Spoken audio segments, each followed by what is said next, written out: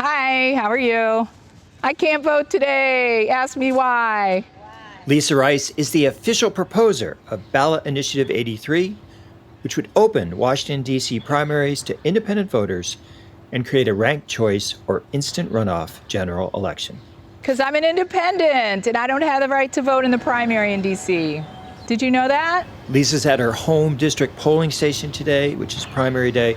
She's wearing a sandwich board, which does in fact say, "Ask me why I can't vote today." I can't vote today. Ask me why. Why can't you vote today? Because I am an independent. I'm not affiliated with the Democratic Party or the Republican Party, and we're barred from voting in the primary. Washington, D.C. has long been a one-party town, meaning the Democratic primary is the only election that counts. With 10 candidates in the race, the city council member in Lisa's district will essentially be elected today with less than 25% of the vote from a single party's registrants. That's a really small percentage of all registered voters, but that is not uncommon in D.C. and the large number of deeply blue or deeply red election districts around the country with closed primaries and plurality voting. I was actually about to switch to independent. I was no longer going to be Democrat anymore. Well, I'm more as we liberal are, than anything, really. as we all are, right? So most of us vote on policy if we want something to happen, right? And so that's why I'm an independent, because I vote on policy, not politics. Lisa Rice is also chairperson of Make All Votes Count DC, the group leading the signature collection effort to place Initiative 83 on the ballot in DC this November, as is happening in a record number of states, blue, red, and purple, in 2024. Oh, yeah, I'm signing this. Well, thank you. Yes, Thank because you so when much. I change to independent, we need to be able to vote, no matter what. There you go. I've got pens in my pocket. I'm ready. But yeah, it's important. It is. It's really important. I really appreciate you signing this. This is so we have ballot access, and we're working towards a pretty lofty goal of signatures, but we're going to do it. Make All Votes Count DC has signature gatherers at numerous voting locations in DC on this primary day, when the folly of an election system controlled by political parties is so clearly on display. I wish people were more involved in local politics. Yeah. Because they don't realize like how much it affects them. Right. And Exactly. our children, because we are the parents now, and we need to make sure that we are getting the right policies in place for our children. Exactly. Exactly. You can check more. Thank you so much. No problem. Thank you. You guys have a good one. Stay hydrated out here. Yes, ma'am. We are. Where's my water? I love someone looking after my hydration, because I will forget. It will take a committed leader like Lisa Rice to harness momentum for Initiative 83 in solidly Democratic DC, more than a city, but less than a state, as it's long lacked a voice in Congress. You've likely seen that very common DC license plate, "End taxation without representation." It will also take teamwork to gather support for Initiative 83 throughout DC's 13 districts or wards. We'll be hearing from several key team members there, including Kenyatta Smith, a district outreach coordinator. The first thing someone might say to me is, "Aren't you a Democrat?" And I say, absolutely, but I think it's time for some fresh Democratic blood in DC. And I'm okay with getting challenged or having my Democratic Party step up their game and being more accountable if they're competing against an independent.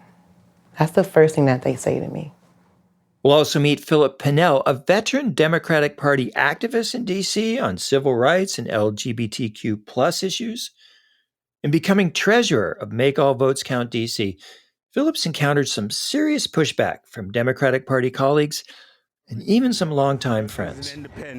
This is an overwhelmingly Democratic city. So the independents are pretty much left out of the decision making because all the action is pretty much in the Democratic Party.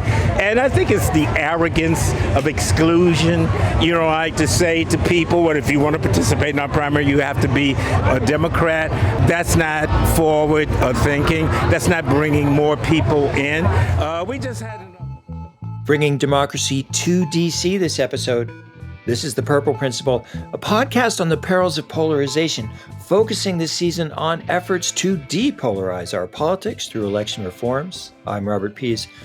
Last episode, we met the coalition advancing reforms in conservative Idaho. This episode, we meet both the leaders and some key team members behind Ballot Initiative 83 in Deep Blue, D.C. Let's start with the origins of this effort with Lisa Rice, Unite America board member, and like many African Americans in D.C., a longtime Democrat until her political divorce from that party. We asked Lisa, when did she first become aware that independent or unaffiliated voters are not able to vote in primary elections in D.C. and many other primaries nationwide? Ask me why. Why? Because I'm an independent. Oh, Doesn't that suck? that does suck. See? So, everybody should have the right to vote. That's it. Thank you so much. See, lots of support. It's logical. It's very logical. Well, I became aware of that probably in the 2017-18 range. And that, of course, is when I realized, because that's when I call it my divorce from the Democratic Party, and I switched intentionally from being a Democrat to being an independent as a DC voter. And I really didn't think at that time that it meant I couldn't vote in primaries. I didn't really know that until later, 2018, 2019, as the cycles were coming up and I was getting excited for 2020 and realized, whoa, I don't have a voice in what is effectively the most critical election in the cycle, the primary in DC. Because everything's decided in D.C. Yeah, for all but 2 offices, everything is virtually decided in the primary because we're a supermajority town, Right. Supermajority Democratic town. And when did you first hear about ranked choice voting in a significant way as a possible solution to some of these problems? Well, nationally, I was hearing about it a lot during 18 and 19, and I was starting to hear about it as a possibility here in DC. In 2021, I was hearing about the grassroots efforts that were happening here to have a legislative push for ranked choice voting and was definitely intrigued by that. And I wonder, did you follow, as a board member at Unite America, what was going on in Alaska, or did that seem rather far away from the problems here in D.C.? No, it seemed absolutely relevant. Alaska, though much, much bigger than D.C., has we have similarities in that there's a large indigenous native population in Alaska that isn't necessarily always represented. And in DC, we used to be a majority Black city, and now we are not, but we have many more minorities in DC than not. And so those kind of similarities with Alaska, that was very intriguing to me. And the Alaska model really is what we wanted to do here in DC, as opposed to what we're able to do. So let's break that down for people who are not familiar. The Alaska model is Final Four voting, unified open primary, top 4 ranked choice voting. What part of that can you do in DC and what can you not do? We can do ranked choice voting if it's approved, if it goes through. What we can't do because of the Home Rule Charter is have completely open primaries. We can't have all parties in one primary because the Home Rule Charter, which was established by Congress, prevents us from doing that. The Home Rule Charter dictates that we have partisan primaries. I see. But you can open primaries to independent voters. We're trying. That's what we want to do. Yeah. We're talking with Lisa Rice, chair of Make All Votes Count DC, an official proposer of Initiative 83, which would open each DC primary to independent voters who comprise close to 20% of registered voters, and also create ranked choice or instant runoff general elections. It's a big effort against a fair amount of inertia in a town where the Democratic Party has held power so tightly and so long over elections and governance. But Lisa has allies in this effort, and we met several members of the Initiative 83 team at this year's DC Pride Parade. Make All Votes Count DC was one of 300 vehicles riding past many tens of thousands of citizens and visitors lining the central DC streets. Alongside Lisa, in the Yes on 83 Jeep, was a widely recognized figure in local DC politics. My name is Philip Pannell. I am the treasurer of Make All Votes Count DC, the campaign committee for Initiative 83. And for past 50 years, yes, nearly a half century, I have been very much involved with the DC Democratic Party and held several positions of leadership. Those positions have included President of the Young Democrats of DC, 5 terms as the president of the Ward 8 Democrats, and most recently, recording secretary of the DC Democratic State Committee. So I'm very much wedded to the Democratic Party, and I believe that the Democratic Party is, politically speaking, the best vehicle for opportunity and socioeconomic justice in our country.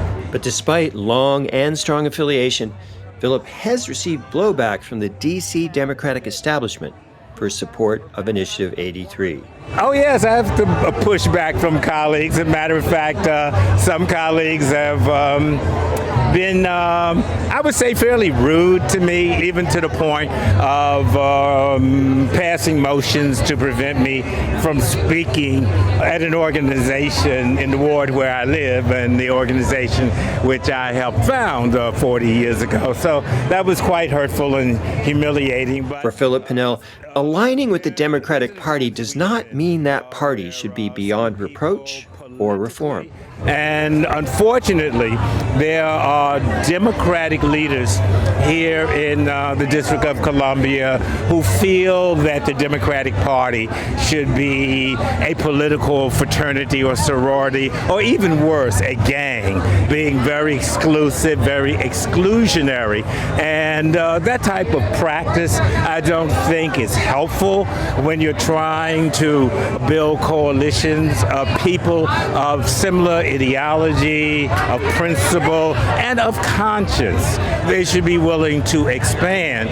And those people who are just so shackled by the past and imprisoned by the present just find it so offensive, that there would be a change. And they, in their thirst to maintain the status quo, they're basically advocating continued electoral segregation and actually voter suppression. So there's an old saying that when the winds of change come, some people build walls, some others build windmills. Those winds of change include the election reform efforts gaining momentum throughout the country this year in predominantly red states like Idaho and South Dakota, as well as much more bluish Oregon and Colorado. The evolution of the Democratic Party shows that a party that one time was the party of Jim Crow, the party of segregation, eventually became the party of civil rights, the party that advocating women's rights, rights for the LGBTQ community, labor unions, etc. And in my mind, what I am doing, being the treasurer of this effort, is very much in keeping with the thirst of and the quest of the Democratic Party to embrace more people, to actually bring more folks into the tent, to be more inclusive. That is the spirit, of the Democratic Party, and that is what has made the Democratic Party the great party that it is today. But there's still some unfinished business, and that unfinished business here in the District of Columbia is instituting ranked choice voting and opening the primaries to the independents. Philip Pannell, longtime Democratic Party official and widely recognized figure here at the Pride Parade, lending gravitas to the Initiative 83 effort as treasurer of Make All Votes Count DC. Washington is a highly diverse city with a huge student population of close to 100,000. Recent Howard University graduate Nate Roseborough has led an effort on that campus to introduce the ranked choice voting component of Initiative 83. My first ranked choice voting event was at a policy and education forum. That was a collaboration with several student organizations. And we did a rank the song event where students came in, we didn't say anything, we just had them rank which song was their favorite. And before even telling them about ranked choice voting, we just had them do it and made it fun. So once we did the election and found out which song won, that's when we went into all the benefits and all the problems that ranked choice voting solves within our community. An engineering major originally from New Jersey, Nate has also been absorbing DC culture and politics during his 4 years at Howard. I think Howard and college students in general, especially around this area, they come here to learn about the federal government. But as you stay in this community, you realize how beautiful of a community DC is, and you do get more invested in the state and the local politics. I will say we are at an inflection point. At a national scale, young people are not happy with our choices at all. And for me, I want to redirect that energy and that hopelessness into ranked choice voting and open primaries because I believe that they will result in better choices for young people. DC also has a large population of voters with international backgrounds. Canadian-educated Miguel Duramo is a steering committee member for Initiative 83, bringing comparative perspective to his outreach efforts. When I was very young, I was an intern in Parliament in London and saw, for example, there are far more members of Parliament than we have members of Congress. And of course, the UK is very small, so the members of Parliament have a much deeper connection in their communities, right? They represent smaller constituencies, so they're much better known back home, and people have more direct access to their elected officials. So serving overseas, working overseas really has given me, it sparked an interest in what other ways could we arrange our system, right? How could we better distribute power throughout our country? And this is a reform that I think is essential to doing that. Miguel wore Uncle Sam attire for the Pride Parade this year. Others in and around the Prop 83 Jeep dressed as Lady Liberty and Lady Justice. We're actually introducing people to ranked choice voting this weekend at Pride. At the Pride Festival, we're going to have Who Wore It Best competition for all the costumed members of our team who are in the parade today.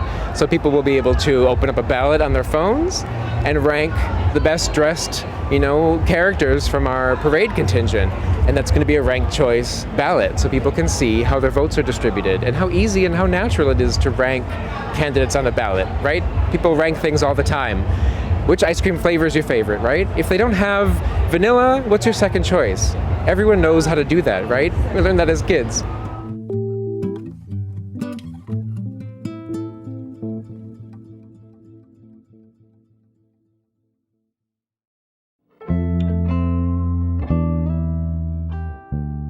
Purple Principal is visiting the nation's capital this episode, part of our season-long series on nonpartisan election reforms around the country this year. In Washington, D.C., that effort is to bring Proposition 83 onto the ballot this summer and over the electoral finish line this November. An outreach to D.C.'s largest group of voters, the African American community, which has been traditionally straight-ticket Democrat, that's both critical and challenging. Hi, my name is Kenyatta Smith. I'm a native Washingtonian, born and raised in Ward 5. I currently live in Ward 7, east of the river, in a family home. I am a product of DC Public Schools, a graduate of Howard University, and I am the East of the River coordinator for Make All Votes Count. Kenyatta's been involved in many previous outreach campaigns on social issues, but she is new to political campaigns like Initiative 83 and new to the fact that tax-paying independent or unaffiliated voters are excluded from party-run primaries in D.C. and many states throughout the country. I mean, especially like in Washington, D.C., we are federal, state, we're a district, so I thought we had more freedom in the open primaries. So it was frustrating because it kind of answered a lot of questions that I had about why certain politicians and council members have had the same position. Forever. My Yeah. entire life. Yeah. I'm 40 years old, and some people have been in the same position over 40 years. Kenyatta quickly recognized the potential of ranked choice voting for the District of Columbia, where many long-standing elected officials stay in power with a small percentage of primary voter support. This is amazing. This is pretty cool for someone who's not interested in politics at all. It got me a little more intrigued about how this can probably, ranked choice voting can really put certain people who have no trust in politics, it might give them more trust in politics and give them a way to, they can be educated on how to make sure they can have more control of how they can bring in exactly who they want as a council member in their community. But like Lisa and Philip and the many thousands of Americans working to advance nonpartisan election reforms this year, Kenyatta has encountered concern, resistance, and pushback during her outreach discussions. I actually enjoy walking into rooms and people saying, oh, that's Initiative 83. You know, she's pushing that thing that is like, you know, with those, she might not say she works with those white hippies or whatever, but it's cool, you know, because, you know, the respect level is there. They're not rude. You know, this can get it's been certain early on, this got really aggressive. People were very nasty to me. But again, my goal was to be a person in a space to listen. So that I would listen. They want to be heard, I will listen. If they're open to being educated, I'll educate them. But the blow is softer. So I actually feel like something has been accomplished. I am actually very proud to stand next to an initiative that there's so much opposition east of the river where I live because I like competition. I grew up in a home that's full of friendly competition. And as much as everybody wants to, I want to keep it Black too. I want us to be in power still. I feel strongly about that, you know, but I also want to challenge my community and want them to educate themselves on something new. At first, Kenyatta's instinct was to hear those concerns, but also to push back just a bit on that pushback. And that's what I really try to push is that, you know, it doesn't mean that we're going to allow Republicans or like independents to take over our town, but I think it is important for everyone to have a space to voice their opinion and what they want to present to their communities. But political identities have such deep roots, and they're so often fear-driven. In the case of D.C., those fears are that Democrats will lose some control, and also that African Americans, the largest voting bloc, could lose some representation. Well, I do have a friend who is a politician here in D.C., and he strongly supports ranked choice voting. However, he is unsure of how it will protect Native Washingtonians and how we keep D.C. authentic and how we keep D.C. I'll just say it, you know, there are a lot of gentrifiers coming in. There are a lot of white people taking control of our, taking over major property in DC, and some locals and community leaders feel that if ranked choice voting is implemented, it will give them a chance to continue to gentrify our town. To deal with these challenges, she's had to adapt her own strategy and tactics. I have created more order and structure in my outreach goals, which has made it a lot easier for me. I'm focusing in on the senior community east of the river.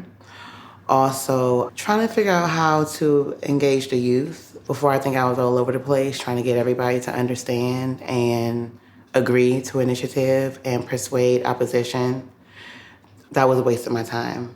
Not completely, because I feel like the opposition has more of a lighter blow. They're not aggressively against it. They're quiet. It's not as loud. They're against it, but they're still helping me behind closed doors, which is helpful. But I'm putting more time into the community and constituents who are interested in learning about Initiative 83, which is open primaries to independents and ranked choice voting. We've been speaking with Kenyatta Smith, An outreach coordinator for Make All Votes Count DC, she's been getting a bit of political education herself as she educates others on Initiative 83 and the potential for creating healthy competition and collaboration in DC politics.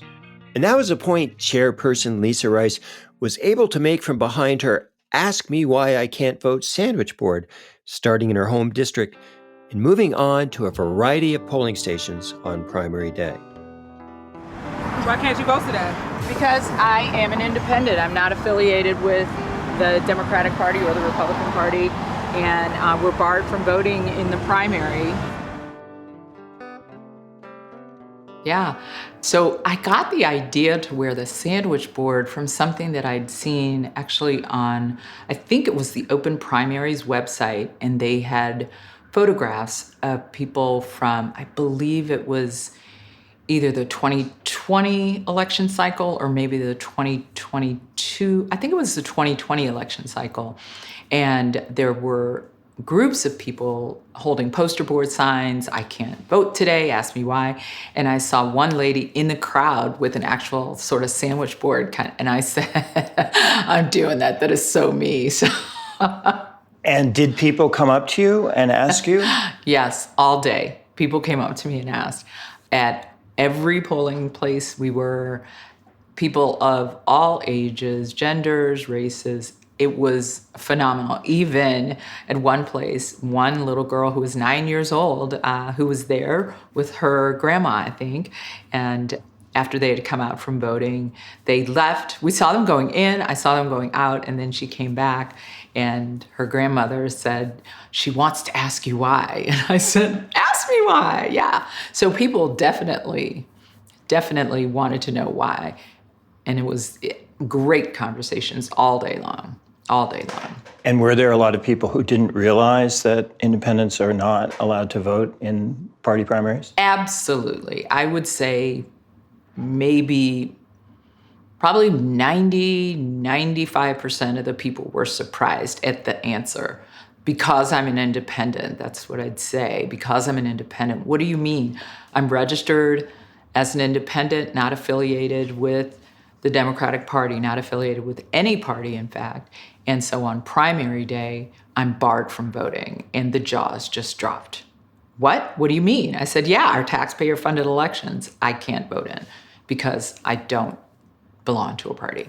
And how was it talking about Prop 83 on primary day when you had a race with 10 candidates for city council? It was really interesting. Of course, the first thing people ask me is about the signs. So it's really, the conversations began with the talk about opening the primaries for independent voters. And then I would talk, if they had time, because a lot of people were in a rush, but if they had time, I talked a little bit more about the ballot initiative and what we wanted to do with ranked choice voting and bringing that to the primaries and the generals. And people, those who knew what ranked choice voting was, like, their answer immediately was, of course we need it here. You know, we have 10 candidates. And those who didn't sort of had this moment of realization that this theoretical thing that I was talking about would actually solve a problem that they as voters were experiencing that day. And I believe you had a discussion with someone on primary day who argued that ranked choice voting could actually disadvantage minority candidates. So how do you push back on that feeling that there's a potential disadvantage? Well, I always like to ask if someone says that there's a disadvantage. So I really like to pull back and listen and ask them, tell me why. Tell me what you mean. I don't understand. Because a lot of times people's objections aren't necessarily fact-based. They're more emotion-based. Look, we're all people and we don't like change, you know? We all have our habits, we don't want to change. And I understand that. And I understand why both candidates and voters would want to know what's in it for me, right? We always want to know what's in it for me. So what I say, what's in it for you, the voter, is that you're electing someone who will be accountable to a majority of the voters. That is seismic change. That is power. And if you don't believe that is power, continue as we are. And what I say to candidates is, this gives you an opportunity to go into office knowing that a majority of people support you. Well, let's talk about the Pride Parade, major event here. What were your sort of major moments, highlights, or challenges or disappointments from the Pride Parade, both from a personal and an organizational standpoint? Well, I would say 0 disappointments. It was everything I could have imagined personally and as an organization. It was fun. It was a lot of fun. It was hot, but it wasn't too hot. It wasn't as hot as Election Day, so there's that. And we had a great time. I loved being on the streets with so many people from DC. You know, a point of serendipity when we were lined up for staging, and we had to move a couple of times and move down the street and met all kinds of interesting people. We ended up being staged behind the group that was representing the Washington Teachers Union, which was great because my son is a DC public school teacher. And so I was like, we're with the teachers, this is great. And doing the walking, I really enjoyed that because I ran into people that I didn't know, but I knew their organizations. And I ran into people that I'd expected to see, but I didn't know they were with certain organizations. So we had a great opportunity and were really successful in getting a lot of signatures even before we departed. And then walking along, and we had Lady Liberty leading us and Lady Justice. Those two were leading our contingent. And Lady Liberty was awesome. She stirred up the crowd and got people chanting. We got people chanting. We had a fun time. I had people that were with the contingent come to me later and say, you know, if there's any bit of cynicism that I had about democracy or about our voting process or about DC politics, it all got washed away today. I had such a good time, and people are so receptive to our message. So that was really good. That was really good. Has there ever been a point at which you felt like I've taken on too much here, that you didn't really see the light at the end of the tunnel? Or have you been pretty confident from the beginning that this was going to fly? Good Lord, every day I think, what is that light? Is that sunshine or is it a train coming to hit me? You know, come on. I mean, you know, anybody who is doing something, especially I would say that it's changing the status quo. You know, I know that this is right. I know that this is good. I know this will change politics for the better. I know this will be so good for DC. And I'm really excited. I really want it to happen.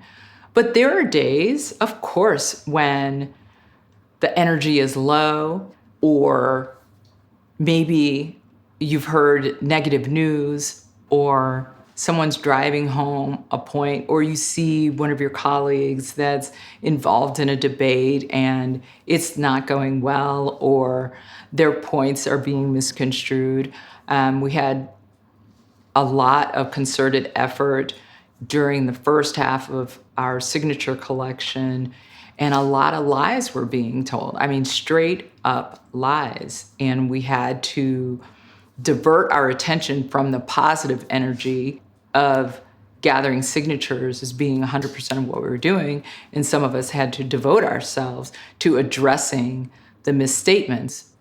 Well, thinking back to that first interview in January, you had introduced us to several members of the team, Kenyatta, Nate, Miguel. Have you been able to pretty much retain the people that you wanted to retain, even despite some of the challenges, the political pushback, the misinformation? Yeah, we've been able to retain most of the folks that signed on either as paid staff or volunteers. The team is really strong. There have been people who wanted to collect signatures. And I think, again, that whole starting in the bitter cold sort of discouraged some folks. And I think that those who don't understand the initiative fully have had some challenges. But I think as with any movement, any organization, those who are fully committed stay committed to the end. And tell us about when you first met Kenyatta, who has told us that she's never been involved really in a politics effort like this, or prior to working on ranked choice voting had never been involved. And our sense is that she has, I don't want to overstate it, but felt some pushback that was difficult for her, that she's been called a Trump girl and just things that are, wildly inaccurate, but they bother her. Have you had to counsel Kenyatta or other people? Yes, and not just her, but other people, because of my years of experience in the democracy reform movement on the national level. I know that the things that those of us who want to engage in change, I know how we will be attacked. And what I've told everyone is it doesn't matter what party you belong to or you don't belong to. When you want to change the system, when you engage in ruffling the feathers of people who are in power, you will be attacked. And it doesn't matter that we are in supermajority DC or we could be in Republican majority Oklahoma. The talking points of the opposition are exactly the same. But is it also surprising in this effort and in your work with Unite America, how many people in our democracy don't really believe in democracy? They just want their party to win. Look, oh boy, that you just opened a can of worms. Okay, yes, partisans just want their party to win. A lot of people are like that. I just want the party to win. I think a lot of people have had their eyes opened at certain points in their lives or at certain points in the last 10 years, the last decade, this century, that the parties don't serve everyone that they claim to serve. And who are some of the people that you draw, sort of some positive energy or inspiration from? Well, it won't be anybody that anyone will know except for people in my family. And I would say that's my parents, Arthur and Lillian Rice. And they were very active in voting. They're the people who taught me that the most important thing you can do is vote. And my very early memories of childhood are going to the polling station with my parents. It was a big event, as it was for many middle-class and working Black families. 1964 was the first time that a lot of Black people felt safe in going to the polls. So, my heroes are my parents because they taught me the importance of being involved. And, were with me when I registered to vote at age 18 and made sure that I was voting. And, it's just like everything. We learn most of the good things that we learn at home. Are they still with you? They are not. My mother passed away in 2019. My father passed away 8 years before that in 2011. Well, what do you think they would say about your current effort? They would love it. They would absolutely love it. Lisa Rice, chair of Make All Votes Count DC, an official proposer of Initiative 83, making the connection there between the long struggle of African Americans to gain the right to vote, the importance of having election systems where votes really matter. Lisa's team is nearing the point of submitting well over the 23,000 signatures needed for Initiative 83 to be on the ballot this November, but there's always resistance to change from the powers that be those powers red or blue. So we'll be checking back with Lisa and the Make All Votes Count team as they transition their energies from signature submission to the Election Day ballot, when DC voters may have the chance to inject some competition into their elections and some accountability into their elected officials. Next up, on the bumper crop of nonpartisan election reform efforts aiming to be harvested in this fall's election, we'll be speaking with John Opdyke, founder and president of Open Primaries, on the continued growth of nonpartisan or independent voters nationwide. It's both across the board, age-wise and geographic-wise and ideology-wise. I mean, the rise of independence is happening in red states, blue states, and purple states, young voters and old voters, conservative voters and liberal voters, and an increasing number of voters that don't fall into neat ideological categories. We'll also learn about a 2024 ballot effort to open primaries to independent voters in South Dakota and some notable press attention to this effort. There's both been growth, there's been media sensitivity. They're covering what we're doing. I mean, ABC News National, when South Dakota filed their signatures, ABC News National covered that. That would never have happened in 2016. As well as a unique ballot initiative in Arizona, telling the major political parties to either open up or pay up. And I think if it's successful, a lot of people around the country are going to look to Arizona as a model they want to emulate in some form or fashion. Because what they've done is they've said, we're going to have nonpartisan primaries. All voters are treated the same. All candidates are treated the same. And if the parties don't like that, they can pay for the primaries themselves. We hope you'll join us for that episode. Again, it's part of our nonpartisan election reform series running through November. And check out our YouTube page for video highlights of all Season 4 guests and episodes. The Purple Principle is created by a talented team of audio reformers: Kevin A. Klein, Senior Audio Engineer; Vienna Maglio, Bookings and Field Producer; Alex Carreau, Associate Producer for Audio; Trevor Prophet, Digital Ops and Strategy; Mary Claire Cogler, Video Production; and Jason Tomzak, Fact Checking and Research. The Purple Principle is a Fluent Knowledge production. Original music by Ryan Adair Rooney.